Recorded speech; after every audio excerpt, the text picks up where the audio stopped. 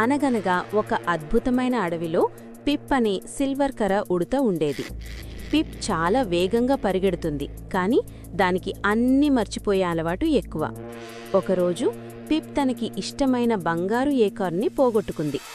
అడవి అంత వెతికినా అది దొరకలేదు. పిప్ చాలా బాధపడుతుండగా బార్నబీ అనే ముసలి తాబేలు అక్కడికి వచ్చింది. బార్నబీ తన వీపుపై ఆ బంగారు ఏకార్ని మోస్తూ తెచ్చింది. అది చూసి పిప్ సంతోషంతో గంతులు వేసింది. కాని ఆ ఏకార్న్ కంటే తన కోసం అంత దూరం నడిచి వచ్చిన బార్నబీ స్నేహమే గొప్పదని పిప్ గ్రహించింది. పిప్ మరియు బార్నబీ మంచి స్నేహితులయ్యారు. అందుకే గుర్తుంచుకోండి, జీవితంలో ఏదైనా చిన్న వస్తువు పోయినా బాధపడకండి. అంతకంటే గొప్ప స్నేహం మీకు దొరకవచ్చు. ఈ వీడియో మీకు నచ్చితే లైక్ చేయండి, మీ ఫ్రెండ్స్తో షేర్ చేయండి.